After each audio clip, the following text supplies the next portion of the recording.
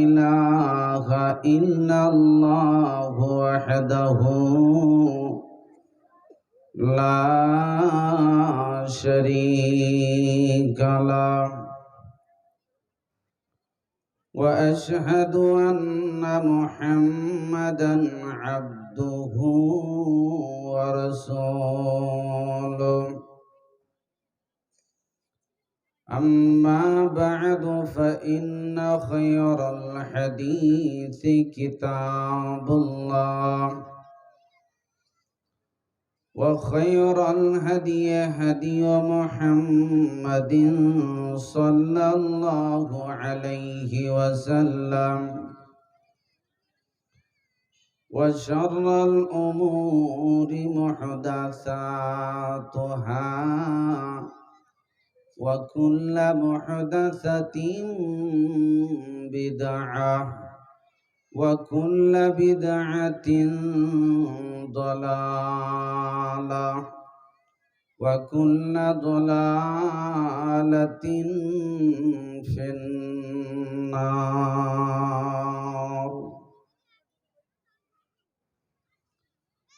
أعوذ بالله من الشيطان الرجيم.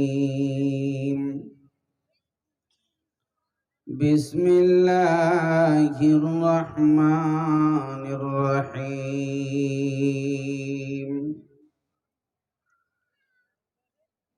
في قلوبهم مرض فزادهم الله مرضا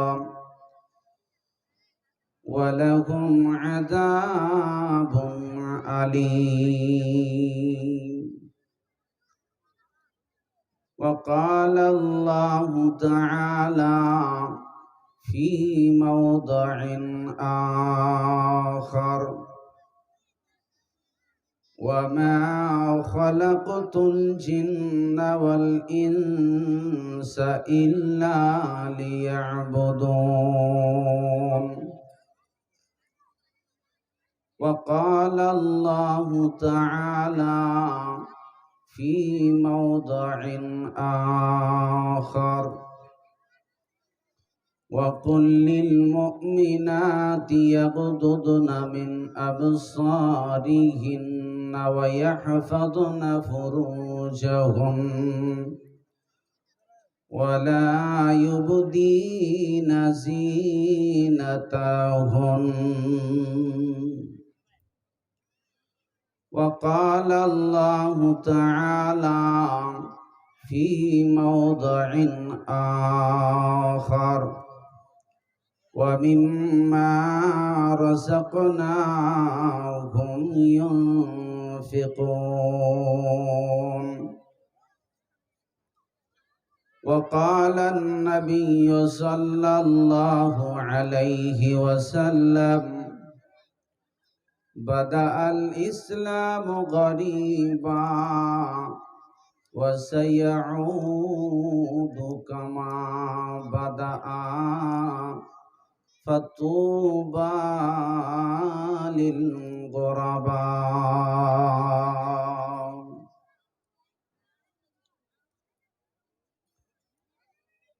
আমি মরে গেলে কাউর শরণে আসিব কি আর, আমায় ভাবিয়া অশ্রু ঝরবে এমন বেদনা বুকে আছে কার। আমি মরে গেলে কাউর শরণে আসিব কি আর, আমায় ভাবিয়া অশ্রু ঝরাবে এমন বেদনা বুকে আছে কার। লোভ ও আশায় মেতে আছি সব আপন আপন ধ্যানে, আজ আমায় বিদায় জানালে কাল রাখিবে না কেউ স্মরণে। বুঝে নেই তারা আমি তাহাদের কিছুই দিতে পারিব না আর। আমায় ভাবিয়া অশ্রু ঝরাবে এমন বেদনা বুকে আছে কার। আমি মরে গেলেন কাউর শরণে আসিব কি আর। আমায় ভাবিয়া অশ্রু ঝরাবে এমন বেদনা বুকে আছে কার। আশা আর জবাব দুনিয়ার নীতি শোনগ বন্ধুগণ। আশা আর জবাব দুনিয়ার নীতি শোনগ বন্ধুগণ। আজ আমি গেলে কাল তুমি যাবে নিস্তার নেই কোনো ক্ষণ। যাত্রী লয়ে খেয়া যায় আর আসে এই পার কভু ওই পার। আমায় ভাবিয়া অশ্রু ঝরাবে এমন বেদনা বুকে আছে কার। আমি মরে গেলে কাউর শরণে আসিব কি আর। আমায় ভাবিয়া অশ্রু ঝরাবে এমন বেদনা বুকে আছে কার। আপামর জনসাধারণ কর্তৃক নির্বাচিত আজকের রামদেবপুর মাদ্রাসা কেন্দ্রিক জালসার আয়োজিত যোগ্যতম সভাপতি, বিজ্ঞাপিত অবিজ্ঞাপিত আলামা হাদারাত, উপস্থিত কোরআন হাদিস পিপাসু মুসলিম শ্রোতা বৃন্দ, পর্দার এক প্রান্তে অপেক্ষামান সর্বগুণে গুণান্বিতা সতী সালভী আমার মা খালা বোনেরা, সমস্ত প্রশংসা উপাসনা আরাধনা আল্লাহ পাক রব্বুল আলামিনের জন্য, যিনি আজকের আয়োজিত সভাকে সাফল্যমণ্ডিত করবার সুযোগ করে দিয়েছেন। আমরা সকলেই ভিন্ন ধরনের ব্যস্ততাকে পরিত্যাগ করে রহমতের বাগানে বসেছি। প্রতিপালক তিনি এই তৌফিক এনায়াত করেছেন, তাই আমরা মাবুদের দরবারে প্রথমত কলেমাতুশ শুকর আদায় করি। সকলে বলুন আলহামদুলিল্লাহ। আর একটু আওয়াজ দিয়ে মহাব্বতের সাথে জোরে সোরে সমস্বরে আবারও সকলে বলুন আলহামদুলিল্লাহ। তারপরে আমাদের সকলের শেষ নবী আখিরি নবী মুহাম্মদুর রাসূলুল্লাহ সাল্লাল্লাহু আলাইহি ওয়াসাল্লাম, তিনার উপর অগণন শান্তির ধারা অবতীর্ণ হোক। আল্লাহুম্মা সাল্লি আলাইহি আল্লাহুম্মা বারিক আলাইহি। আমি আপনাদের সম্মুখে কোরআনে কারীম থেকে বিক্ষিপ্তভাবে কয়েকটি আয়াত পড়েছি, রাসূল পাকের একটি তথ্যবহল হাদিস পড়েছি। কোরআনের আয়াত এবং হাদিসকে কেন্দ্রবিন্দুর মধ্যে রেখেই আজকে সভার আলোচনা রাখব ইনশাআল্লাহ। সম্মানিত উপস্থিতি, আপনারা সকলেই জানেন ধর্মীয় সভা আমাদের বলা অভ্যাস, আপনাদের শোনা অভ্যাস। এর মধ্যস্থলে যেটা মিস্টেক সেটি হলো যেগুলো বলা হচ্ছে কোরআন হাদিসের কথা, এগুলো নিয়ে করবোটা কি করা যায়, এটা নিয়ে মানুষের বিবেক বিবেচনার মধ্যে পড়ে গেছে বলে কোরআন হাদিসের আলোচনা হয় কিন্তু পরিবর্তন দেখা যাচ্ছে না। সবচেয়ে বড় কথা হলো ধর্মীয় সভা, এগুলো আমরা সকলেই জানি। আজকে কোরআন হাদিসের কথা বলতে গিয়ে মোটামুটি আমরা জালসায় 2-4 ঘন্টা সময় দেই, কি বলেন, দেই না? 2-4 ঘন্টা। এরপরও দেখবেন কিছু কিছু লোকের কটবিষ, বিরক্ত, এদিকে ওদিক, কত রকমের পরিস্থিতিটা আপনি খালি নিজে দেখবেন। এই জন্য আমি বলি, আমরা যখন মাদ্রাসায় পড়াশোনা করেছি গো, ছোট্ট ছোট্ট কচি বাচ্চা ছেলেগুলি সকালবেলায় ক্লাসে বসে, আবার 5 ঘন্টা 6 ঘন্টা ধরে প্রায় ওইভাবেই বসে থাকে যেইভাবে নামাজে আমরা বসি। এইভাবে ছোট্ট একটা বাল্য শিশু কোরআন তেলাওয়াত করতেছে, দোয়া মুখস্থ করতেছে, পড়াশোনা করতেছে, বসার আদবই আলাদা। এটা তার জীবনে একদিনের শ্রম নয়। এই ছাত্রটি এইভাবে সময় দিতেছে প্রায় 1 থেকে 10 বছর, 15 বছর পর্যন্ত কমসে কম এইভাবে পড়াশোনা করে তারপরে হাফেজ হয়, কারি হয়, মাওলানা হয়, মুফতি হওয়া সম্ভব হয়।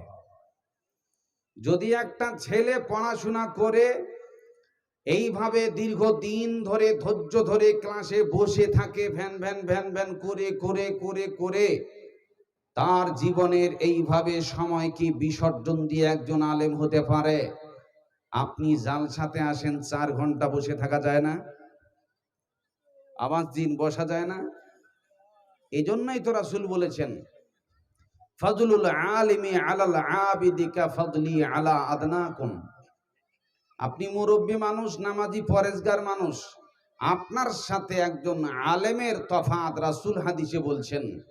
সেই সময়কার যুগে যে সময় নবী ছিলেন, রাসূল বলছেন আমার সাথে এই সময়কার সবচেয়ে নিম্ন শ্রেণীর যে লোকটা, একদম নরমাল ইমানদার, নরমাল সাহাবী, আমি মুহাম্মদ সাল্লাল্লাহু আলাইহি ওয়াসাল্লাম, আমার সাথে এর যেমন তফাৎ, একটা আলেম আর একটা আবেদের ততটা তফাৎ। বলুন সুবহানাল্লাহ। দেখছেন পূর্ণিমার রাইতে যখন চন্দ্র ওঠে, চতুর্দিকে তার আলোর কিরণ ছড়ায়, গোটা আসমান মিটমিট করে তারকাগুলি যখন জ্বলে, তখন সবারই নজর একটার উপরেই পড়ে, আর একটাই আলোর প্রভাব পড়ে, তার নাম কি? কথা আওয়াজ দিন, আমার আলোচনা শুনতে গেলে একটু সাথ দিতে হবে গো। আমরা কোন আলোটা বেশি দেখতে পাই? চন্দ্র। তার মানে চন্দ্র থাকাকালীন এই পূর্ণিমার রাত্রিতে তারকার আলো কাজ করে না। রাসূল বলছেন তারকার চন্দ্রে যেমন তফাৎ, তোমার মতো সাধারণ মানুষ, সাধারণ আবেদ আর আলেম এতটা তফাৎ। এইভাবে জীবনে বহুত কিছু কুরবান দিয়ে, ধৈর্য ধরে, ঘাম ঝরিয়ে, ঠান্ডাকে অনেক কিছু কুরবানি দিয়ে সহ্য করে, বহুদিন ধরে মানুষের বাড়িতে খেয়ে, ভিন্ন ধরনের নানান রকমের বেড়াজালি খাওয়া, যা রুচি হয় না সবকে স্বীকার করে তখন তার পক্ষে আলেম হওয়া সম্ভব হয়। অথচ আপনি জালসায় এসেছেন, 2-4 ঘন্টা ছাত্র হিসেবে থাকা যায় না? যায় না বলুন? আপনারা থাকতে রাজি আছেন তো ইনশাআল্লাহ? আল্লাহ সকলকে তৌফিক দান করুক, সকলে বলুন আমিন। প্রিয় শ্রোতা মণ্ডলী, আমি আপনাদের সর্বপ্রথম একটা রোগের ট্রিটমেন্ট করব। আজকে যতই কোরআনের কথা বলি, পরিবর্তন দেখা কমই যায়, আমরা এগুলো বুঝি। এই যুবক ভাইয়েরা দাঁড়ায় না, এখানে এদিকে সামনে লোক আসতে আছে কোনো দেখছি। আচ্ছা বাবাজিরা, আপনারা একটু সামনের দিকে চাপলে অসুবিধা হবে? এখন তো ওই জায়গাটা প্রচুর ডিস্টার্ব, এইভাবে উলট পালট হলে কথাই কেটে যাবে আমার। একটু বাবুজি সামনে আসেন তো, এদিকে আসেন, সামনের দিকে একটু চাপেন। আসেন না গো। সামনের কাতারের ফজিলত যদি মানুষ জানতো, তাহলে সামনে আসার জন্য লটারি করতো, কে আগে যেতে পারে। তো সবারই তো সামনে আসা সম্ভব নয়, তাই লটারি হতো।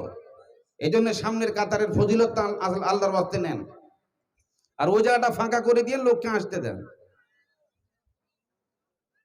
প্রিয় শ্রোতা মণ্ডলী, আমি ছোট্ট একটা উদাহরণ আপনাদের সম্মুখে পেশ করব, ভালো করে কান লাগাবেন। দেখবেন বিষাক্ত সাপ যখন কামড়ায়, তো বিষাক্ত সাপ দংশন করলে ওঝার কাছে যাবে, ওঝার কাছে গেলে মুখে কিছু লবণাক্ত ঝাল দিবে। যদি বিষ ওঠে তো সব পানি পানি লাগবে, আর বিষ যদি না ওঠে তাহলে দেখবেন অটোমেটিক যেটা যার যেমন স্বাদ, অটোমেটিক সব স্বাদ বলে দেবে। তার মানে বিষ উঠলেই তার মুখের স্বাদ নষ্ট হয়ে যায়। আচ্ছা, জ্বর হলে সব তিতা তিতা লাগে না? লাগে না? ভাতও তিতা, মাছও তিতা, মাংস তিতা, সবই তিতা। তার মানে রুচি শক্তি নষ্ট হয়ে গেছে। মহান আল্লাহ বলেন, শোনো, ইন্না শাইতানা লিল ইনসানি আদুউম মুবিন, নিশ্চয়ই শয়তান মানুষের প্রকাশ্য দুশমন। জেনে রাখবে, আমার আল্লাহ তাবারক ওয়া তাআলা বলেন, গোটা বিশ্বের মানব জাতির শ্রেষ্ঠ দুশমন তার নাম ইবলিস, শয়তান। ওরে শুনেলে, ও সব সময় চায় তোমার ঈমান কেড়ে নেবে, ও সব সময় চায় তোমাকে জাহান্নামে নিয়ে যাবে। আমার আল্লাহ বলেন, শুনে নাও, ইবলিস নামক বিষাক্ত সাপ যেই ব্যক্তির বিবেকে ঠোকর মেরে দিয়েছে, যার ঈমানে ঠোকর মেরেছে, সর্বপ্রথম তার ঈমানের স্বাদ নষ্ট হয়ে যায়। তার মানে হলো, যখন আপনার ঈমানে বিবেকে শয়তান কামড়িয়ে ফেলেছে, শয়তান সবল মেরে ফেলেছে, শয়তান আপনাকে বশ করে ফেলেছে, এখন আপনার জীবনের ঈমানটাই তিত হয়ে গেছে। একে আপনি জালসা শোনান, ভালো লাগছে না, কোরআন পড়ে পড়ে শোনান, রুচি তার আসে না, মসজিদে তাকে ডাকেন, রুচি হচ্ছে না, মাদ্রাসার কথা বলেন, রুচি হচ্ছে না, এমনি করে দানের কথা বলেন, রুচি হচ্ছে না। কারণ হলো, ইবলিস যখন তোমার ঈমানের বিবেকে ঠোকর মেরে দেয়, সর্বপ্রথম তার ঈমানের স্বাদ নষ্ট হয়ে যায়। এই জন্য তার কোরআন হাদিসের কথা রুচি হয় না। মহান আল্লাহ বলছেন, ভালো করে কান লাগাবেন, প্রত্যেকটি কথা যুক্তির কোষ্টি পাথর দিয়ে বুঝে দেবো, আলা বলা হলেও বুঝতে পারবেন ইনশাআল্লাহ, এটা আমার বিশ্বাস। মহান আল্লাহ বলেন, শোনো, আজকে আপনার ছেলের রোগ হয়ে গেল, আপনি গেলেন সাধারণ একটা ডাক্তারের কাছে, ডাক্তার বাবু দেখেন জ্বর ভালো হচ্ছে না, ডাক্তার বাবু দেখেন তো পেটের ব্যথা, বাচ্চাটা কি করা যায়। ডাক্তার তার ক্ষমতা অনুযায়ী ঔষধ দিল, রোগ ভালো হলো না। পিতা মাতা আর বসে থাকবে না, বাবা মা আর বসে থাকবে না, মেয়েটি আমার কাছে, বেটা আমার কাছে, এখন বাবা মা দৌড়িয়ে বেড়াবে এই বাচ্চাটির রোগ কি করে ভালো করা যায়। এবার চলে গেলাম কালডিতে, চলে গেলাম মালদাতে, চলে গেলাম কলকাতা পিজিতে, এখানেও দেখা যাচ্ছে রোগের সমাধান হচ্ছে না। তবু আমি প্রস্তুত আছি, 10 বিঘা জমি আছে, 10 কাঠা জায়গা আছে, বাড়ির গাড়ি সব বিক্রি করে দেব, আমার ছেলেটার রোগ ভালো করে দাও।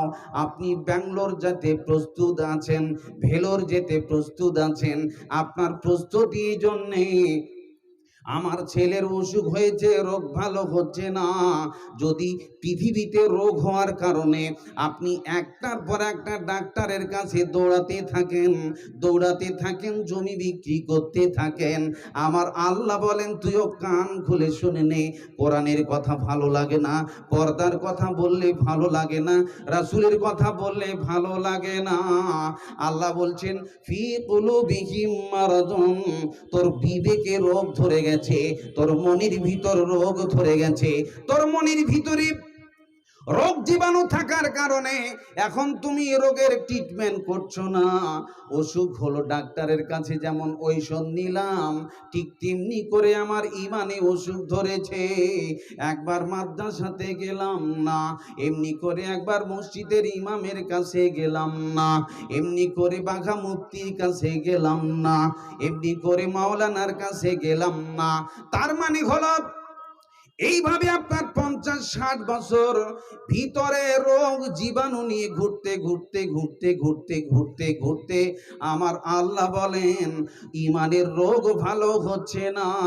ফাযাদাহুমুল্লাহু মারাদা, আমার আল্লাহ বলছেন তার রোগ বাড়তে আছে। আমার আল্লাহ বলেন, শোনো, যদি তোমার ট্রিটমেন্টটা তুমি এইভাবে না করে নাও, তাহলে এইভাবে যদি তুমি পৃথিবী ছেড়ে যদি চলে আসো, আমি আল্লাহ ট্রিটমেন্ট করার একটা জায়গা তোর জন্য রেখেছি, ওয়ালাকুম আযাবুন আলীম, তার জন্য জাহান্নামে পেদানি দেব, সেখানে ভালো করে তোর চিকিৎসাটা করে দেব। কি দিয়ে? বেদনাদায়ক শাস্তি দিয়ে, বাপরে মারে বলবি, চিৎকার করবি, আর্তনাদ করবি। রোগ চিকিৎসার শুধু জাহান্নামে লাল কেল্লায় জায়গা হবে, আর কোনো জায়গায় হসপিটাল খুলে থাকবে না। সম্মানিত সুধী, আপনি ভালো করে দেখেন, আজকে রোগ নিয়ে 24 ঘন্টা তরুণ যুবক ছেলে মেয়ে সবাই তাই ঘুরছে। যদি রোগ নিয়ে না ঘোরে তাহলে ওর মাথার ছাঁট ওরকম হয়? কি বলেন হয়? মাথার ছাঁট আনারস কাটিং বানাইছে, মাথাটা বানাইছে আনারস। 3-4 রকমের বিট মাথায় এরকম করে খাড়া করে রেখেছে চুল। কোন ছেলে ব্রাশ বানাইছে মাথা, কেউ আবার নায়িকার ছবির নকশা করছে মাথাতে, কেউ আবার মাথার চুলে আই লাভ ইউ লিখেছে। ডিজাইনের শেষ নাই। যদি তার ইমানি রোগ না থাকতো এগুলো করতো? কথা বলেন, করতো না? রাসূল বলছেন, শুনে লাও, নিসাউন কাসিয়াতুন আরিয়া। রাসূল বলছেন, এমন একটা জামানা আসবে মেয়ে ছেলেরা পোশাক পরবে কিন্তু উলঙ্গ। তার মানে তোমরা দেখবে মেয়েদের দামি দামি পোশাক গায়ে থাকবে, নকশা করা পোশাক তাদের গায়ে থাকবে, কিন্তু জেনে নাও পোশাক দামি হবে, অনেক টাকা দাম, অনেক দামি দামি পোশাক তার গায়ে থাকবে বটে, কিন্তু দামি পোশাক পরেও তার ভিতরের সব বাইরে থেকে বোঝা যাবে। এই দৃশ্য তোমরা যখনই দেখবে তখনই বুঝে নেবে পৃথিবীর পরিস্থিতি ভালো নয়। পৃথিবীতে রোগের ভাইরাস দিন দিন বাড়তে আছে, বাড়তে আছে, বাড়তে আছে। আমরা যখন দেখেছি গোটা পৃথিবীতে লকডাউনের পরিস্থিতিতে করোনা ভাইরাসে মানুষ আতঙ্ক ছিল। একটা সাধারণ মানুষ জীবনে কোথাও বেড়ায় নাই, হঠাৎ তাকে চেকিং করে দেখা গেল করোনা ধরেছে। তার মানে জেনে নাও, যখন রোগ একবার ধরতে লাগবে, একবার আপনাকে ধরবে তো ভাইকে ধরবে, তো মাকে ধরবে, তো বোনকে ধরবে। ওরে জেনে নাও, পৃথিবীতে যখন ইমানের রোগ ধরে নেবে, তোমার বন্ধু ভালো ছিল, ও আর এক পাজি বন্ধুর সাথে ঘুরতে গিয়ে খারাপ হবে। একটা মেয়ে ভালো পর্দানাসিনী মেয়ে ভালো ছিল, এমন একটা লম্পট মেয়ের পাল্লায় পড়েছে, ও সেজে গেল ল্যাংটা সাধু নিরুপায়। আমার আল্লাহ বলছেন, শুনেলে পুরুষ নারী উভয়ের বিবেকে এমন রোগ ধরেছে, তোরা ট্রিটমেন্ট করবি না, এর চিকিৎসা যদি না করিস আমি আল্লাহ চিকিৎসার ব্যবস্থা জাহান্নামের আগুন দিয়ে করব। সুবহানাল্লাহি ওয়া বিহামদিহি। এবার ভালো করে বোঝেন, আর একটা রোগ আপনাকে আমি দেখাচ্ছি, খালি মিলিয়ে নেবেন কথাগুলো বাস্তবের সাথে।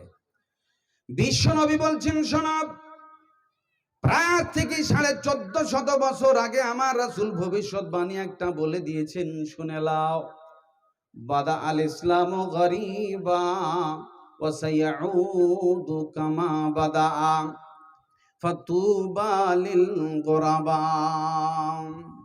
আমার রাসূল বলছেন, শুনে লাও, ইসলাম এসেছে গরিবী হালাতে, গরিবী হালাতে, গরিবী হালাতে।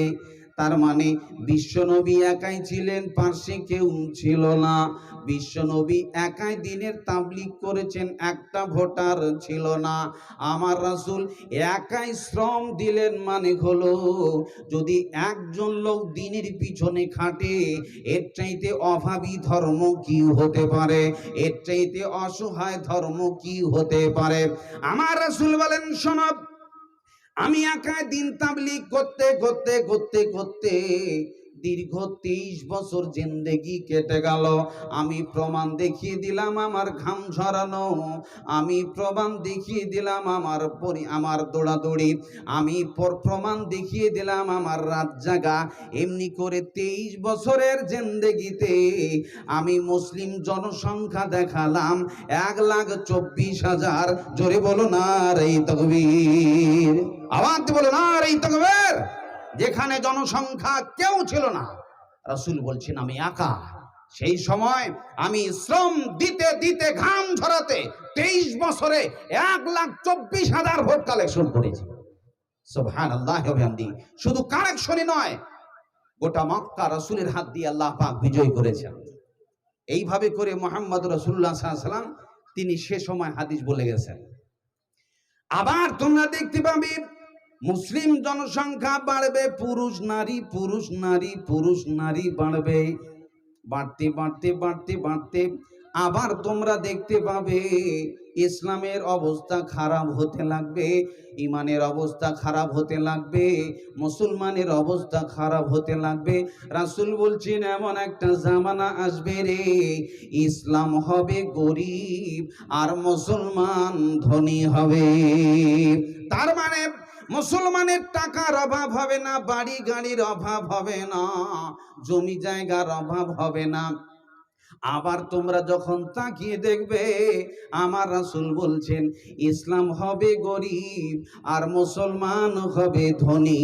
তার মানে হলো তোমরা তাকিয়ে দেখবে, মিশরে যাও ছাত্র জায়গা ধরে না, মাদ্রাসাতে কেউ আসে না। এমনি গরিব যাত্রা গানে জায়গা দেওয়া যাচ্ছে না, আবার মসজিদে কেউ আসে না। ওরে তোরা জেনে নে, একটা পাড়া গ্রামের ভিতরে 1000 লোক বসবাস করে, 10 জনা দেখবি মসজিদে আর 15 জন ছাত্র মাদ্রাসায় পড়তেছে। ওরে তোরা দেখবি ইসলাম আস্তে আস্তে এমন একটা দশা আসবে, মুসলমান হবে ধনী, ইসলাম গরিবী হালাতে চলে যাবে। কেউ মানতে চাইবে না। আপনার নিজের হাত দিয়ে ইসলাম অপমানিত হবে, আপনি নিজের পায়ে নিজে কুড়াল মারবেন, আপনার নিজের হাত দিয়ে ইসলাম অবমাননা হবে। আপনি মিলিয়ে নেন, রাসূলের কথা কি মিথ্যা? জোরে বলেন, রাসূলের কথা মিথ্যা? রাসূল জীবনে মিথ্যা কথা বলেছেন, এটা কোনো বাপের বেটা থাকলে সে প্রমাণ করে দেখাক যে রাসূল যা বলেছেন সমস্ত বিজ্ঞান সম্মত প্রমাণিত। রাসূলের প্রত্যেকটি কথা বৈজ্ঞানিক প্রযুক্তি আছে, আর রাসূল সাল্লাল্লাহু আলাইহি ওয়াসাল্লাম সেগুলোকে বাস্তব মিলিয়ে ভবিষ্যৎ জাতির যাতে করে জাহান্নামের গাড্ডায় তারা না পড়ে, এই জন্য সতর্কীকরণ করেছেন আল্লাহর রাসূল। জেনে নেবে এই সময় তোমার ঈমান টিকানো মুশকিল হবে। দেখবেন এমন পরিস্থিতিতে আপনি আপনার ঈমান টিকাতে পারবেন না, আপনি বাড়ি থেকে বেরিয়ে যাবেন, চায়ের দোকানে বসবেন, এইভাবে শুরু হলো গল্প। একজন আর একজন বদনাম করে, গুনাহ শুরু হলো। রাস্তায় বেরিয়ে গেলাম, এমন একটা মেয়ে রাস্তা দিয়ে যাচ্ছে, না তাকিয়ে যুবক ছাড়বে না। আবার ওই মেয়েটি এমন পোশাক পরেছে, আমার দিকে না তাকালে তুমিও থাকতে পারবে না। এই জন্যে তরুণ যুবতী রাস্তায় চলবে আর যুবক রাস্তায় বেড়াবে। এমন সময় তুমি দেখবে তোমার এই চোখের ক্যামেরাটাকে কি করে কন্ট্রোল করবে, পারবে না, পারবে না, পারবে না। আমার রাসূল বলছেন শুনে নাও, এমন একটা জামানা আসবে রে, তোমার ঈমান তুমি কন্ট্রোল করতে পারবে না, চতুর্দিক থেকে তোমাকে গুনাহের পাকে ফেলে দেওয়া হবে। এমনি করে আমরা আজকে আপনাদেরকে যেমন কোরআন হাদিস দিয়ে বুঝাই, ইহুদি নাসারা এরা আপনার পাল্লায় পড়বে না। আমরা ওয়াজ করি করে তোদেরকে বুঝাবো না, তাদের প্ল্যান হলো স্মার্টফোন বৈজ্ঞানিক প্রযুক্তিতে আপনার হাতে তুলে দিল। এখানে বুড়াও দেখছে, ছোড়াও দেখছে, ছোট ছোট বাচ্চাও কাবু। 10 জন ছেলে একটা কালভেটে বসে আছে, একজন ছেলে আর একজনের সাথে কথা বলছে না, সবাই আপন আপন ধ্যানে, কেউ বা ফ্রি ফায়ার খেলছে, কেউ বা পাবজি খেলাচ্ছে, কেউ বা আবার ফেসবুক বা ইউটিউব দেখছে। তার মানে হলো 10 জন যুবক পাশাপাশি বসে আছে, কারোর সাথে কথা বলে না। আপনাকে ব্যস্ত বানিয়ে দিল ঈমান টিকান দেখে। কি বলেন, এরকম করছে না যুবকরা? আমরা তো এর আগে চলাফেরা করলে 2 বন্ধু এক সিটে বসে আছি, তো গল্প করতে করতে আমরা যেতাম। এই গল্পটা কি আর আসে না? উঠে গেছে, এই গল্প উঠে গেছে। স্বামী স্ত্রী বিছানায় শুয়ে গেছে, এখনো মোবাইল দেখছে, বউ পাশে আসে না, না বলতে পারবে না। মোবাইলের টেনশনে বউ পর্যন্ত গোলমাল হয়ে গেল, খেয়ালই থাকে না বউ আছে না নাই। তার মানে বউয়ের চাইতে বড় প্রাধান্য দিল মোবাইল। কে ওটা রে? লাল মারছে দেখছি, ওই বাচ্চাটার হাতে ওটা কেড়ে নাও। ওই যে পাকামো ছোট ছেলেদের লাইট উঠেছে না, এগুলো জিনিসও বিক্রি করার যুগ হিসাবে, জামানা হিসাবে জিনিসও উঠেছে ওরকম। ওখান থেকে ক্যামেরা মারছে বুকে, কত সেনামাল। এগুলো পাগলু যুগের ছেলে, তো খুবই খাতারনাক জাত, পারায় মুশকিল। কারণ যুগ জামানাটা ওরকমই চলছে। বিশেষ করে মা বোনরা সন্তানের পিছনে একটু সময় দিতে হবে, তা না হলে সন্তান আপনার জীবনকে এমন ভাবে কুড়ে কুড়ে খাবে যে আপনি নিজে তাল পাবেন না, আপনি যাবেন কোথায়? টাকা পয়সা ধন সম্পদ থাকিলে হবে না, সবচেয়ে বড় দিন হলো শান্তি। যদি আপনার বাড়ির শান্তিটাই উঠে যায় তাহলে আপনার জীবনের শান্তির ঘুম আর হবে? কিচ্ছু লাভ নেই। ভালো করে কান লাগাবেন মা বোনরা। যদিও সবচেয়ে বড় অবাক লাগে এখনকার যুগে, ওই যে এখন নার্সারি উঠেছে, ভালো করে বোঝেন, নার্সারি উঠেছে, বাচ্চা হাঁটতে শিখেছে, তাড়াতাড়ি করে নিয়ে গিয়ে ভর্তি করে দিল। কেন ভর্তি করে দিল? আর মোবাইল দেখা ডিস্টার্ব হয়েছে। মানে ছোট বাচ্চা থাকলে কিন্তু অসুবিধা আছে বাড়িতে। ও যত সিরিয়াল দেখে, যত মোবাইল দেখে, তাতে এই বাচ্চাটার পিছনে সময় দেওয়া আর অসুবিধা হচ্ছে। এই জন্য ঢুকাই দিল, গ্যারেজে ঢুকাই দিল, যা ওখানে যায় ওই মাস্টারেরা দেখে নে, সামলা করো, আমরা এগুলো নাই, দিয়ে বউ মোবাইল নিয়ে শুয়ে গেল। যদি আপনার সন্তানটা হক রাখে, মানে একটা ছোট্ট বাচ্চার প্রথম বিশ্ববিদ্যালয় মায়ের কোল, এই জায়গাটা যদি বিপাকে পড়ে যায়, এই জায়গাটা যদি তাকে হক না দেন, তাহলে কিন্তু পালিটা ওরকমই হবে। যদি আপনি বিরক্ত মনে করে ডিস্টার্ব দিবে, অসুবিধা হবে, জান খেয়ে নিছে আমার, ছোট ছেলে ওরকম করবে। কারণ কি জানেন? আমার রাসূল বলেন, শোনো, যখন বাচ্চার 7 বছর বয়স হবে নামাজের কথা বল। এর ভিতরে বাচ্চা কথা শুনবে না। ব্যাটারে স্কুল যাও, দৌড়িয়ে বল নিয়ে পালিয়ে গেছে। ব্যাটারে মাদ্রাসা যা, এমনি করে দেখবেন ও কোথায় কোন ছেলের সাথে পালিয়ে গেছে। এ বেটা আয়রে খা, ও খেতে বললে খাবে না, কারণ ও খাওয়া কি জিনিস সেটা বোঝে না, পড়াশোনা কি জিনিস সেটা বোঝে না। তার মানে তার মেমোরি এমন নীল হয়ে আছে, ওকে এমনি বুঝালে বুঝবে না। আর মা যদি তাকে ছেড়ে দাও, একটা দানা খেতে পাবে না। এখন তোমার জরুরি কাজ হলো, তুমি হলে সন্তানের সেবিকা। তুমি মা হিসাবে, সন্তান খেতে চায় না, আয় রে বাবা আয়, ধরে ধরে 2 গাছ খিলিয়ে দিলাম, দৌড় মারলো, এমনি করে শুনছে না, শুইছে না। তবুও এগুলো বিরক্ত স্বীকার করে বাচ্চাটার পিছনে সময় দিয়ে দিয়ে তাকে বড় করে তুলানো লাগবে। যদি আপনি মনে করেন এই ঝামেলা আমি নিতে পারবো না, হাঁটতে শিখেছে, মিশনে ঢুকিয়ে দিলাম, ঝামেলা নেব না। এখন আপনি বুড়া বুড়ি, বাপ মা, বুড়া আর এই বাচ্চা কালে দুটো সময়েরই সবচাইতে কঠিন অবস্থা। ছোট্ট বাচ্চা ছেলে যেমন কথা বোঝে না, যখন বাপজি আমার বুড়া হয়ে যাবে, মা যখন বুড়ি হয়ে যাবে, জেনে রাখবেন ওরাও সোজা মতো চলবে না। আপনি বলবেন একটা, বাপ বলবে একটা, আপনি বলবেন একটা, মা বলবে একটা। তার মানে আপনি যা বলবেন পিতা মাতা উল্টে যাবে। তার মানে বুড়াহাগি বয়সে তাদের চলন এমন হয়ে যায়, ছেলেরা মা বাপকে কন্ট্রোল করতে পারবে না। এখন যদি আপনি মনে করেন যে আমিও এখন পালাটা শোধ করে দেই, বুড়া বুড়ি এদের ঝামেলা নিতে পারবো না, বৃদ্ধাশ্রমে ঢুকিয়ে হত্যা করে দেব। আপনি ছোটবেলায় ঢুকেছেন স্কুলে বিরক্তর জন্য, এর থেকে বাঁচার জন্য, মোবাইল চালার জন্য। আর আপনি যখন বুড়া বুড়ি হবেন, তো আপনার যুবক বেটা আপনাকে বৃদ্ধাশ্রমে ঢুকাই দিল, তোদের ঝামেলা আমি নিতে পারবো না, মাসে মাসে টাকা দেবো, অসুবিধা নেই। কি বলেন? পালাটা এরকম শোধ হচ্ছে না? পরিস্থিতি কিন্তু এরকমই হয়ে গেছে। এই জন্যে আপনি যদি মা বাপ ছোট্টবেলা সন্তানের পিছনে সময় দেন, তাহলে আপনার সন্তানও বুড়াইকি বয়সে নিশ্চয় আপনার জন্য দোয়া করবে, তারও পিছনে আপনাকে সময় দিতে হবে। এখানে আপনার ব্যক্তি সুবিধা তোলার অধিকার নাই।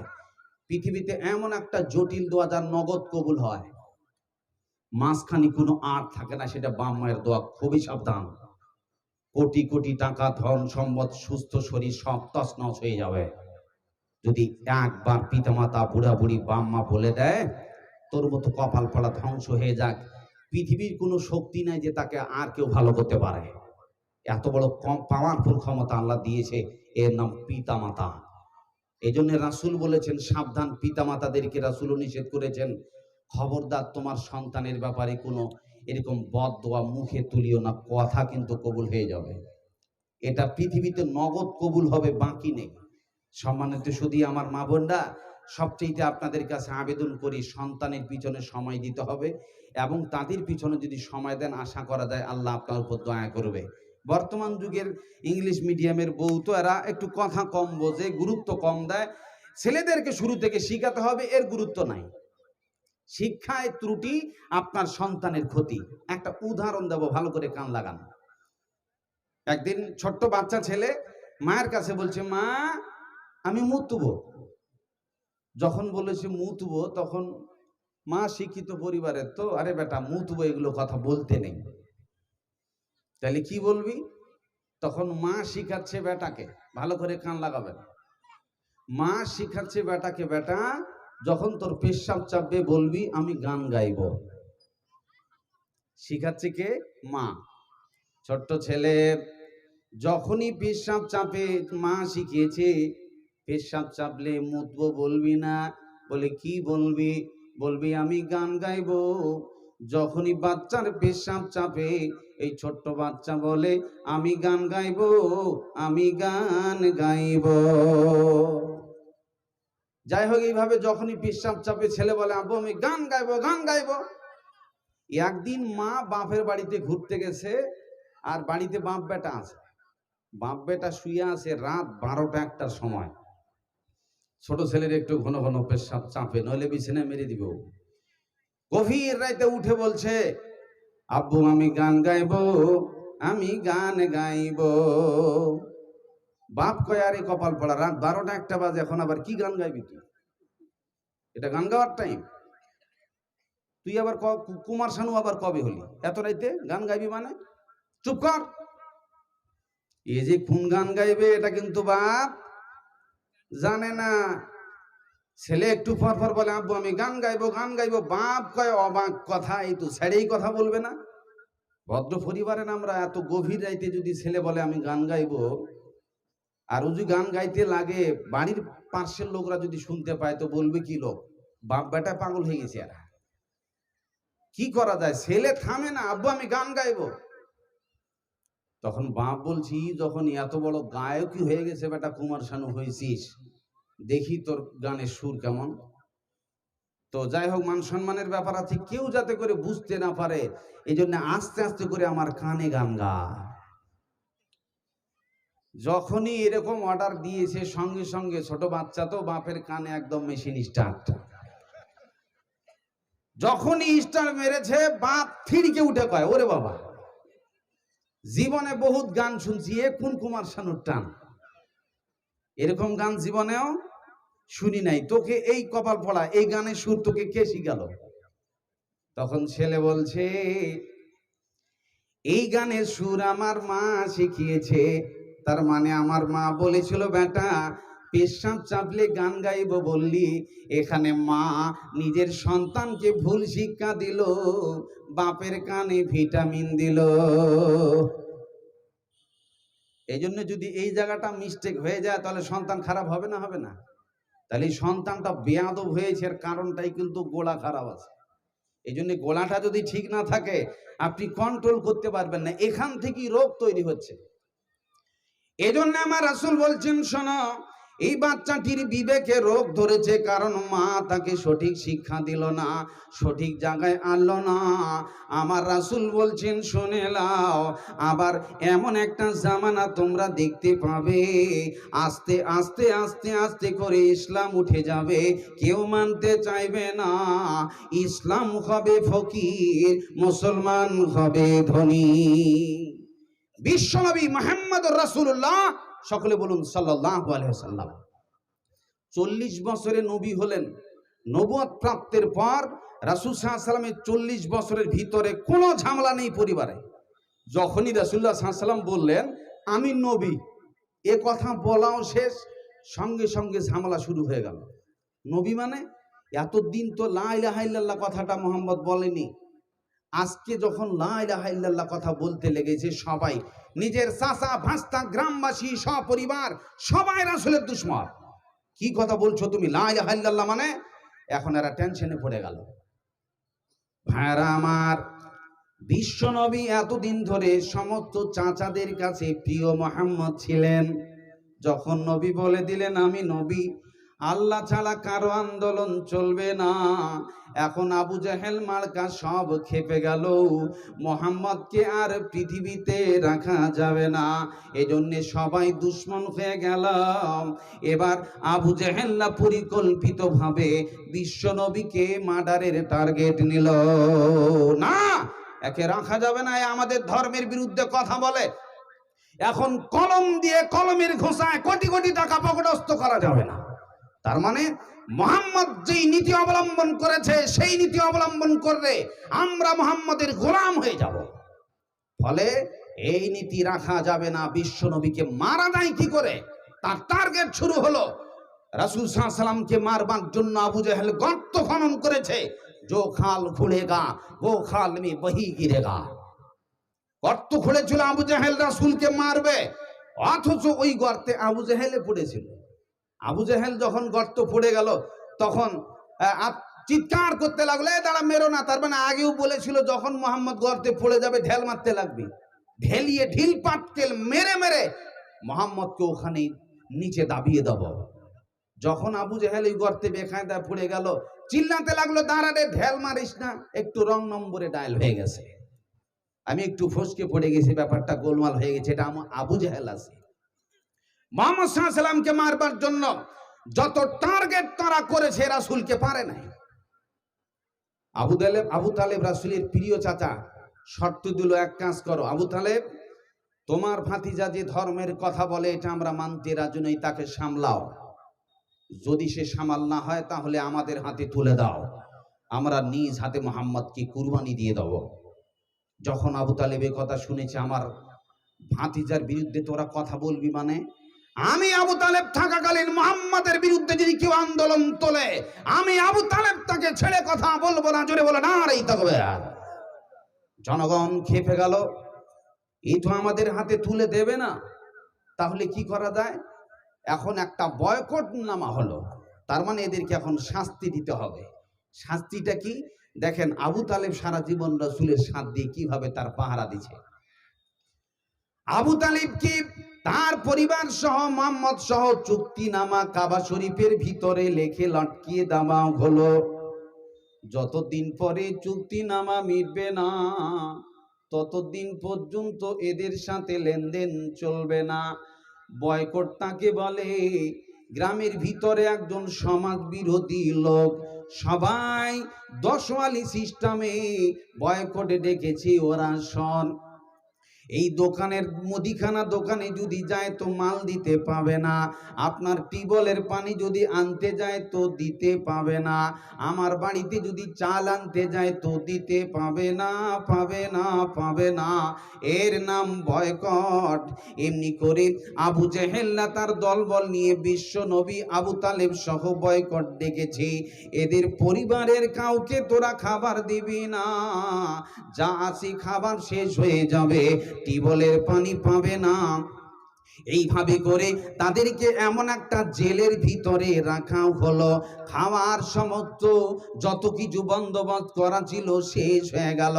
এমনি করে ক্ষুধা জ্বালাতে ছোট্ট ছোট্ট বাচ্চাগুলি কান্না করতেছে, এমনি করে ভিতর থেকে কান্না আওয়াজ বাইরে যাচ্ছে।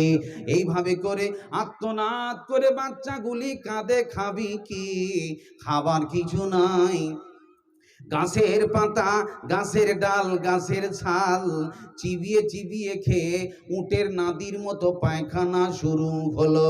এমনি করে দেখলেন উপায় তো আর নাই, মা জননী বাচ্চাকে দুধ খিলাবে, খাবার নাই, দুধ হবে না।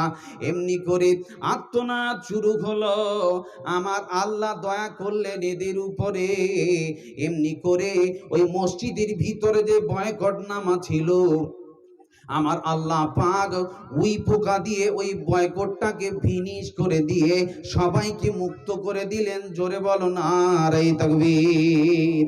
তারা চেয়েছিল মুহাম্মদকে তার পরিবার সহ সবকে মেরে দেবে, অথচ আল্লাহ পোকা দিয়ে সাহায্য করে রাসূল সাল্লাল্লাহু আলাইহি ওয়াসাল্লামের সহযোগিতা করলেন। তারা চেয়েছিল মুহাম্মদকে মেরে দেবে, আর আল্লাহ বলছেন ওয়ারাফা'না লাকা যিকরাক, আমি মুহাম্মদের সম্মান বাড়িয়ে দেব, গোটা বিশ্বে মুহাম্মদের প্রশংসা হবে। জোরে বলে নারে তাকবীর। সম্মানিত সুধী, দেখেন যদি আপনার ঈমান ভালো না থাকে তাহলে সমস্যা হবে। আবু তালেব এই রোগে আক্রান্ত হয়ে গেল বয়কটে থেকে, এখন আবু তালেব অসুখে পড়ে গেল, সুবহানাল্লাহ। অথচ এখনো মুসলমান হয়নি। ভালো করে বোঝার চেষ্টা করেন। আবু তালেব অসুখে পড়ে গেল, রাসূল অসুখ অবস্থায় এখন এসছে। চাচা, জীবনের শেষ মুহূর্তে আমার একটা আবেদন চাচা, কলেমাটা পড়ে নেন, মুসলমান হয়ে যান। যদি কিয়ামতের দিন আপনাকে নিয়ে সমস্যা হয়, আমি বিশ্ব নবী আপনার নামে আদালতে মাবুদের কাছে লড়ব। যখনই চাচার নামে এইভাবে কলেমার আন্দোলন তুলেছে, নবী আবেদন করলেন, পার্শ্বে বসে আছে বড় বড় নেতা, আবু জাহেল বসে আছে, বড় বড় নেতাগুলো বসে আছে, আর আবু তালেবকে বলছে, আবু তালেব রে, জীবনের শেষ মুহূর্তে বাপ দাদার ধর্মের বদনাম করে যাবি না। শেষের বেলায় বাপ দাদার আব্দুল মুত্তালিবের নীতিকে লাত মেরে যাবি আবু তালেব। এটা হয় কি করে? কেন তুমি ধর্ম পরিত্যাগ করবে না? এদিকে মুহাম্মদ সাল্লাল্লাহু আলাইহি ওয়াসাল্লাম বলছেন কলেমা পড়ো, আর এদিকে আবু জাহেল তারা বলছে ধর্ম যেটা আছে সেটারই উপর থাকো। ফট করে জীবনের বাতিখানা নিভে গেল। আবু তালেব যেই নীতিতে ছিল, আব্দুল মুত্তালিব মুশরিকি নীতিতে থেকে গেল, কলেমাটা নসিব হলো না। এখন দেখেন, সারা জীবন ভর এই আবু তালেব রাসূলের প্রিয় চাচা, মুসলমান হওয়ার সুযোগ তার হয়নি, অথচ একজন নবীর সারা জীবন খিদমত করেছে। জোরে বলুন সুবহানাল্লাহ। কত বড় খিদমত দেখেন। রাসূল সাল্লাল্লাহু আলাইহি ওয়াসাল্লাম আবু তালেবকে কত ভালোবাসতেন দেখেন, একটু ভালো করে বুঝার চেষ্টা করেন। যখনই চাচা মরে গেল, কলেমা তার নসিব হলো না। বুখারী শরীফে হাদিস এসেছে, রাসূলের প্রিয় চাচা আবু তালেবকে যেহেতু একজন ভালো মানুষের সেবা করেছে, ওয়ামা আরসালনাকা ইল্লা রাহমাতাল লিল আলামিন, যাকে আল্লাহ পাক গোটা বিশ্বে মানব জাতির কাছে আল্লাহ তার করুণা করে পাঠিয়েছেন, এরকম একজন ভালো মানুষের সাথে সৎ আচরণ করেছে, এই জন্য আবু তালেবের উপরে আল্লাহর একটা দয়া হবে। ভালো করে বোঝেন দয়াটা কি। তবু চূড়ান্ত সিদ্ধান্ত মুষ্টিক হলে মাপ পাবে না। দেখেন, আমার রাসূল বলছেন আমার চাচাকে আমার আল্লাহ দয়া করবে, যেহেতু সারা জীবন ভর নবীর খিদমত করে গেছে, এজন্যে আমার আল্লাহ তাবারক ওয়া তাআলা আবু তালেবকে জাহান্নামের সবচাইতে ছোট শাস্তি দেবে। বলে ছোট শাস্তিটা কি? জাহান্নামের দুটো বালা, দুটো জোতা, দুটো খড়ম পরিয়ে দেওয়া হবে। আর ওই জাহান্নামের দুটো খড়ম, দুটো বালার উত্তাপে গোটা শরীর হিট হয়ে উত্তাপিত হয়ে মাথা পর্যন্ত উঠবে।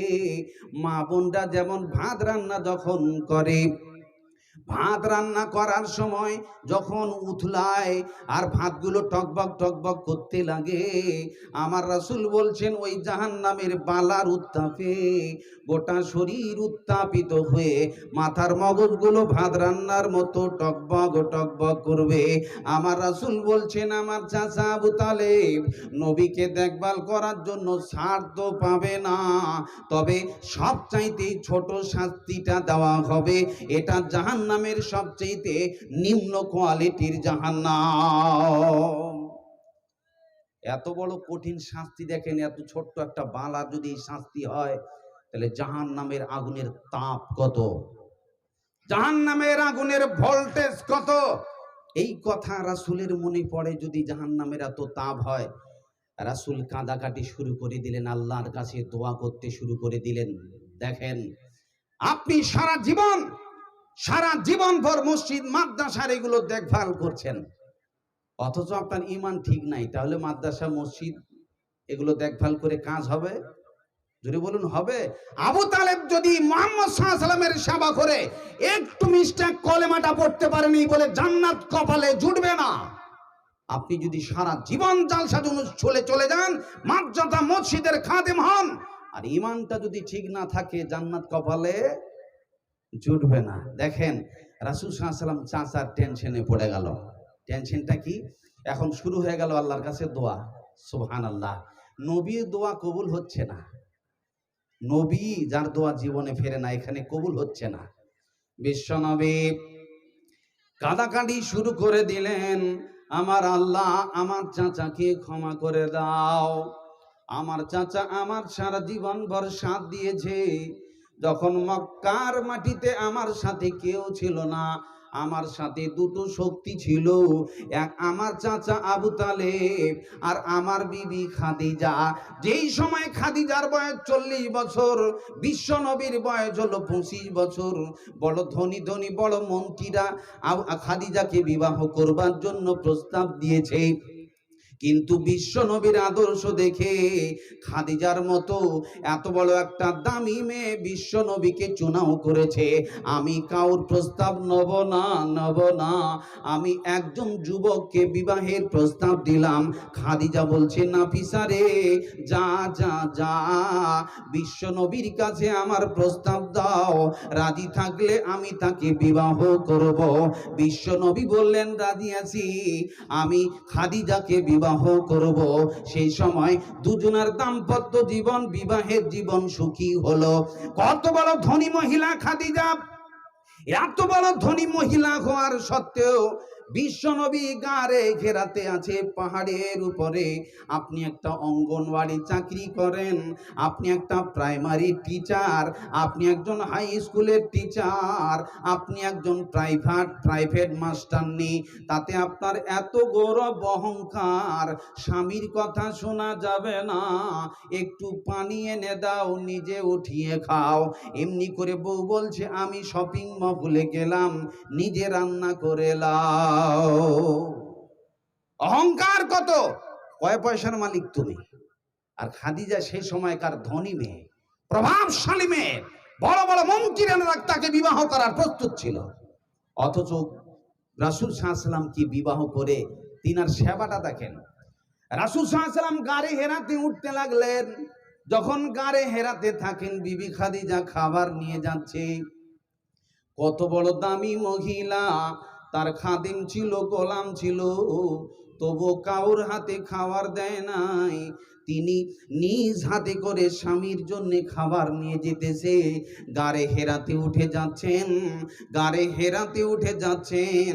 আমার আল্লাহ তাবারাক ওয়া তাআলা জিবরিল আমিনকে ওহী করে জানিয়ে দিলেন, জিবরিল যাও যাও, তুমি একবার বলে দাও আমি আল্লাহ খাদিজাকে সালাম জানালাম। জোরে বলে নারে তাকবীর, জোরে আওয়াজে বলে নারে তাকবীর। সালাম দিয়েছেন আল্লাহ স্বয়ং খাদিজাতুল কুবরাকে। জিবরিল আমিন বলছেন, আমারও সালামটা জানাই দিও। এই যে দেখেন, আপনার স্ত্রী বড় কষ্ট করে পাহাড় হেঁটে খাবার নিয়ে আসতেছে, সারা জীবন স্বামীর সেবা করে, সারা জীবন বিশ্ব নবীর সাথ দিয়ে তিনি আল্লাহর সালাম নিয়ে পৃথিবীতে একজন শ্রেষ্ঠ 5 জন মহিলার মধ্যে একজন হলেন। জোরে বলুন সুবহানাল্লাহ। যেই সময় রাসূলের পাশে কেউ ছিল না, রাসূল বলছেন, আমার সাথে আছে আবু তালেব আর আমার বিবি খাদিজা, তাছাড়া আমার পক্ষে কথা বলার কেউ ছিল না। আমার চাচা যখন মরে যায়, তখন বিশেষ করে আমি আল্লাহর কাছে কাঁদতে লাগলাম, আল্লাহর কাছে কাঁদতে লাগলাম। শুধু চাচা নয়, আমার বিবি খাদিজা যখন মরে তখনও তিনি কাঁদে। গভীর রাতে তিনি উঠে গেলেন খাদিজার কবরে, যাওয়ার পর হাত তুলে আল্লাহর কাছে দোয়া করছেন। হাত তুলে একবার নয়, 2 বার 3 বার গভীর রাত্রিতে গিয়ে বিবির জন্য তিনি দোয়া করছেন। সুবহানাল্লাহ। কত প্রেমের স্ত্রী, সম্মানিত সুধী, মরে গেছে অথচ স্ত্রীর প্রেম ভুলতে পারেনি। যদি স্ত্রী স্বামী যদি মরে যায়, স্ত্রী যদি সুনাম করে, স্ত্রী যদি মরে যায়, স্বামী যদি সুনাম করে, আলামত ভালো, জেনে রাখবেন। এই জন্য পৃথিবীতে সবচেয়ে কে বেশি ভালো, এটার একমাত্র রেজাল্ট স্ত্রী দিতে পারে। আপনি কত বড় ভালো মানুষ এটা আমি বললে হবে না, আপনার বিবি বলবে যে মালটা কি ধরনের, কোন জাতের মাল, কি ধরনের আছে, কত বড় মস্তান, এটা ভালো করে রেজাল্ট বিবি দিবে। বিবি যদি বলে দেয় আমার স্বামী ভালো, গোটা বিশ্বের মানুষ গালি দিলে কিচ্ছু করার নাই, আমার স্বামী অবশ্যই ভালো, রাসূল বলেছেন। যদি বলুন সুবহানাল্লাহ। সম্মানিত সুধী, এই জন্য স্ত্রীর কাছে ভালো হওয়া দরকার আছে। আপনারা তো বুঝবেন না, মনে করেন সব তো নারী, এদের দাম নাই, এদের সতীত্ব নাই, এদের মর্যাদা নাই, এরা শুধু লাট খাবার দেন থেকে। অবাক লাগে, স্বামী আর স্ত্রী বিছানায় শুয়ে আছে, অথচ দেখবেন স্বামী স্ত্রী বিছানায় শুয়ে থাকার পরে যখন স্ত্রী কোথার থেকে ফোন করে, আমি এখানে এসেছি, একটু মোটরসাইকেলটা নিয়ে আসো, আমি ব্যস্ত আছি। তার মানে বিবির সাথে যদি বিবির ফোন আসে, কথা বলার সুযোগ নেই, গুরুত্ব নেই। আবার ওই জায়গার থেকে যদি প্রেমিকার ফোন আসে তখন শুরু হয়ে গেল আদরের গল্প। বিবির সাথে 5টা মিনিট সময় দেওয়া যায় না, অথচ প্রেমিক প্রেমিকার সাথে ঘন্টা কি ঘন্টা সময় ব্যয় করে দেয়। এরকম সংসারে কি শান্তি হতে পারে? জোরে বলুন পারে? রাসূলের জীবনে অভাব ছিল, প্রায় 28 দিন চুলহা জ্বলেনি, অথচ বিশ্বনবীর বাড়িতে জীবনে পারিবারিক দ্বন্দ্ব হয়নি, কোনো সমস্যা নেই, কোনো ঝামেলা নেই। আপনার বাড়িতে তো কয়েক বছরের চাল বান্দাই করা আছে, লাখ লাখ টাকা ব্যাংকে জমা করা আছে, অথচ সমস্যা মুক্ত জীবন গড়ছে? যদি বলুন গড়ছে না, একটার পর একটা সমস্যা লাগাই আছে, লাগাই আছে, লাগাই আছে। বিশ্বনবী দোয়া করছেন চাচা আবু তালেবের জন্য, আল্লাহ তাকে ক্ষমা করে দাও। দেখুন একজন মুশরিক অমুসলিম তার জন্য যখন আল্লাহর কাছে দোয়া করছেন, বিষয়টা বড় জটিল। মহান আল্লাহ বিশ্ব নবীর দোয়া কবুল করলেন না। আল্লাহ আসমান থেকে মেসেজ পাঠিয়ে দিলেন, মা কানা লিন-নাবিয়্যি ওয়াল্লাযীনা আমানু আইয়াস্তাগফিরু লিল মুশরিকিন। কোন নবী এবং কোন মুমিনের জন্য পারমিশন নাই যে তারা মুশরিকের জন্য দোয়া করতে পারে, তারা ক্ষমা প্রার্থনা করতে পারে। হাবিব রে, তোমার চাচার জন্য তুমি যতবার দোয়া করে যাও, আমি আল্লাহ দোয়া কবুল করব না, করব না, করব না। কারণ তার জীবনে মুসলমানে ভর্তি হতে গেলে কলেমাটা লাগে, আর এই কলেমা তার নসিবে হয় নাই। তবে আমি আল্লাহ তোমার দোয়া শুনতে পারলাম না। শুধু তাই নয়, বিশ্বনবী মুহাম্মদ সাল্লাল্লাহু নিজ মায়ের কবরে গেলেন, মা নিজেই জীবনে মুসলমানের সুযোগ হয়নি। বিশ্বনবী সৃষ্টির শ্রেষ্ঠ মানুষ, অথচ তার মা ছিল মুশরিকা। এমনি করে মা মরে গেছে, বিশ্বনবী মায়ের কবরে গেলেন। যাওয়ার পরে আল্লাহর রাসূল বাকা নবী সাল্লাল্লাহু আলাইহি ওয়াসাল্লাম ওয়া বাকা মান হাওলাহু। আমার বিশ্বনবী মায়ের কবরের স্মরণে তিনি ডুগড়ে ডুগড়ে কাঁদতে লাগলেন। পাশে সাহাবীরা আছে, তারাও ডুগড়ে ডুগড়ে কাঁদতে লেগেছে। এই কান্না দেখে সাহাবীদের কান্না, বিশ্বনবীর কান্না, আল্লাহ গো তোমার কাছে ভিক্ষা চাইছি, একটা আমাকে অনুমতি দাও। আমার মায়ের জন্য আমি দোয়া করব, যেন আল্লাহ তুমি আমার মাকে ক্ষমা করে দাও।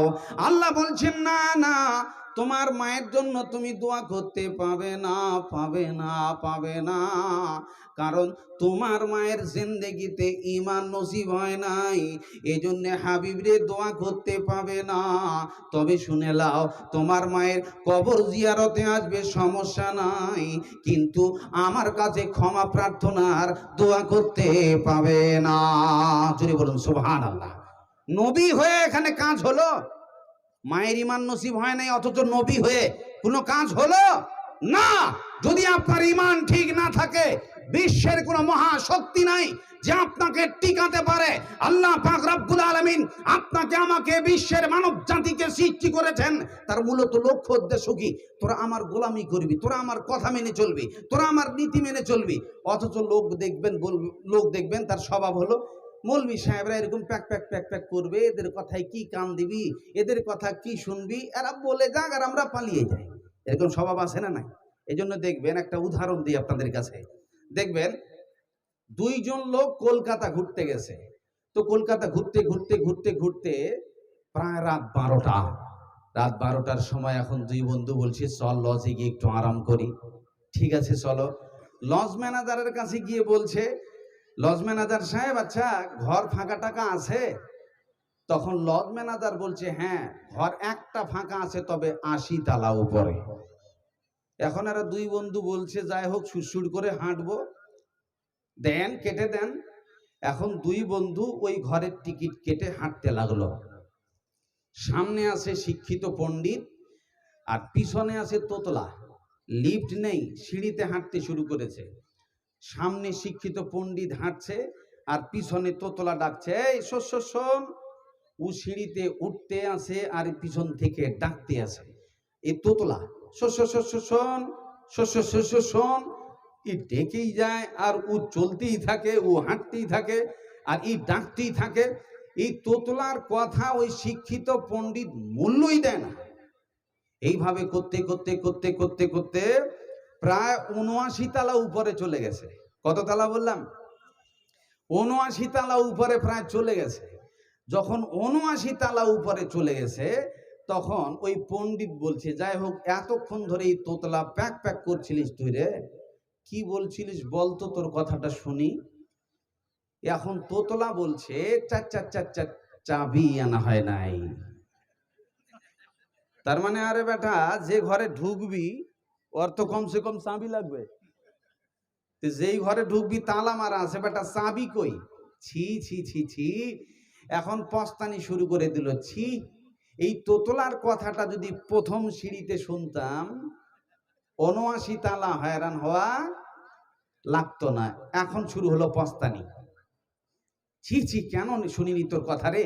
কটবিট শুরু হয়ে গেল, অশান্তি শুরু হয়ে গেল। মনে করছিলাম এত ভারী রাত হয়ে গেল, একটু আরাম করতাম, আর পারবো না, আর পারলাম না। ছি ছি, তোর কথাটা কেন শুনিনি। এখন আর এই কটবিট করে, বিরক্ত করে, রাগ করে আর লাভ আছে? যদি বলুন লাভ আছে? এখন ওই ৭৯ তালা থেকে নিচে নামতে লাগবি তো ফজরের আযান দিবে, লাভ আর হবে না।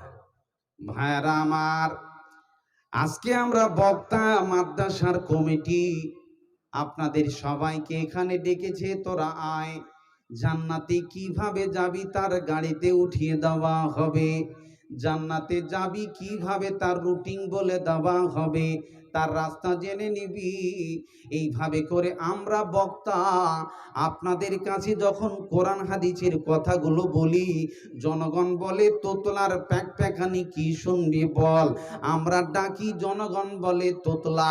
জাহান্নামের কথা বলি, জনগণ বলে তোতলা। জান্নাতের কথা বলি, জনগণ বলে তোতলা। এমনি করে কোরআন হাদিসের কথা বলি, জনগণ বলে তোতলা। এদের কথা কান দেওয়া যাবে না, যাবে না। এই জন্য আমরা ওয়াজ করি যাই আর আপনি পালাতেই থাকেন, আমরা ওয়াজ করে যাই, জনগণ বিরক্তি স্বীকার করতেই থাকে। এইভাবে আমরা ডেকেই যাই আর আপনারা পালাতেই থাকেন, পালাতেই থাকেন। এইভাবে করতে করতে করতে করতে ফাইজা বালাগাতিল হুলকুম ওয়া আনতুম হিনা ইদিন তানজুরুন, যখন আপনার জীবনের শেষ নালিখানা পৌঁছে যায়, শেষ নিঃশ্বাস, ফেরেশতা এলো, জীবনের বাতিখানা নিভিয়ে দিল, আপনাকে ধরে টেনে পল্টিয়ে কাফন দিয়ে পেঁচিয়ে কবরে নিয়ে চলে যাওয়া হলো। কবরে এবার প্রশ্ন শুরু হলো, মান রব্বুকা মা দীনুকা মান নাবিয়ুকা। ওরে এই প্রশ্নের উত্তরগুলো বল। এখন আপনি উত্তর দেবেন, যার শালা ঈমানের চাবি আনা হয় নাই। এখন পশ্চাতে লাগলেন, ছি ছি ছি ছি, ঈমানের চাবিটা তো পৃথিবীতে ছাড়া পড়ে গেছে গো। কেন ওই তোতলার কথা শুনিনি, যে বক্তব্য দিছিল প্যাক প্যাক করছিল, ওর কথাগুলো কেন তখন গায়ে লাগায়নি, কেন গুরুত্ব দেয়নি? শুরু হয়ে গেল যন্ত্রণা। এখন আর পস্তায় লাভ আছে? পৃথিবীর মাধ্যমিক পরীক্ষায় ফেল করলে আগামী বছরে চান্স আছে, কবরের পরীক্ষায় ফেল করলে আর চান্স আছে? ওটা এমন একটা পরীক্ষা, নগদ রেজাল্ট, ওখানেই প্রশ্ন, ওখানেই উত্তর, নগদ রেজাল্ট, জান্নাত না জাহান্নাম। 1 মাস পর 2 মাস পর কোনো সময় নেই, নগদ রেজাল্ট। এই জন্য ওই জায়গাতে যায় যদি আপনি পস্তানি শুরু করেন, ছি ছি ছি, আজকাল করে আমাদের কিভাবে প্রতি বছরে এরা জালসার মাধ্যমে বক্তারা কোরআন হাদিস দিয়ে বুঝিয়েছে গো, কথাগুলো কেন শুনি নাই? ছি ছি ছি, পস্তায় লাভ হবে না।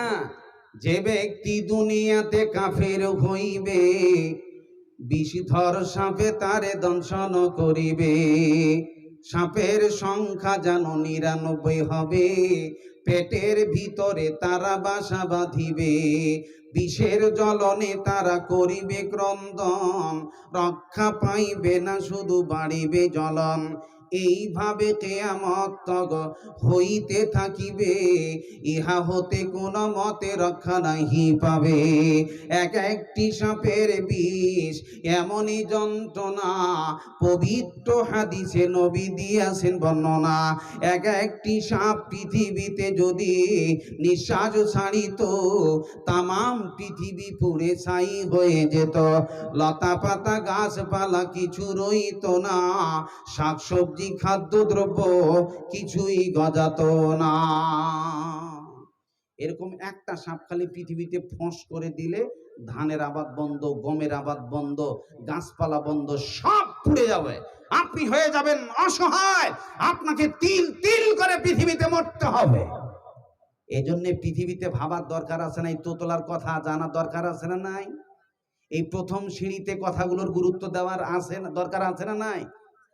সম্মানিত সুধী, অথচ আপনি দরকার মনে করেন না, গুরুত্ব দেন না। দেখেন মুসলিম শরীফের একটা হাদিস, আবু হুরায়রা রাবি, তিনি একটা গাই, দেখেন আল্লাহর কুদরত, দেখেন একটা গাই কথা বলছে মানুষের মতো। জোলাজুলির কাহিনী নয়, মুসলিম শরীফের হাদিস, গাই কথা বলছে। একজন লোক একটা গাইয়ের পিঠে অনেকগুলো বোঝা চাপিয়ে দিয়েছে। বোঝা চাপিয়ে দেওয়ার পর গাইকে হাঁকাচ্ছে। গাই সামনে যেতে যেতে বিরক্ত।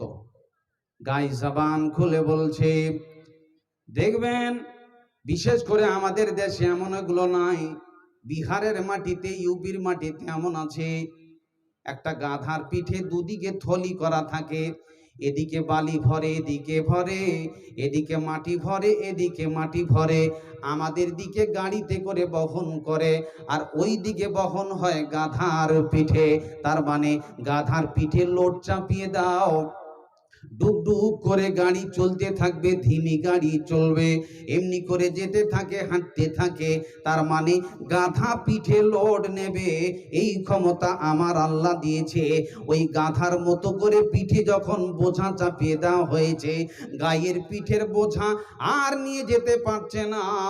গাই জবান খুলে বলছে, মালিক শোনে লাও, লাম ওখলাকলে হাজা, আমাকে এই জন্যে সৃষ্টি করা হয় নাই, ওয়ালাকিন্নি ইন্নামা খুলিকতু লিল হারথে, আমাকে আল্লাহ চাষাবাদের জন্য, হাল বাহার জন্য সৃষ্টি করেছে।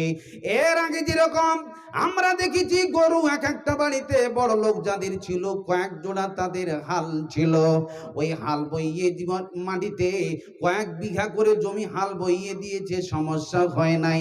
তার মানে গাই জবান খুলে বলছে, আমার পিঠে যদি কোনো বোঝা চাপিয়ে দাও, আমি এটা লোড নিতে পারবো না।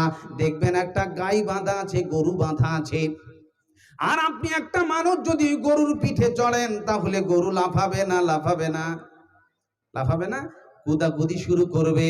তার মানে হলো আমাকে পিঠে বোঝ দেওয়ার জন্য বানা হয় নাই, আমাকে আল্লাহ সৃষ্টি করেছে ফসল আবাদের জন্যে।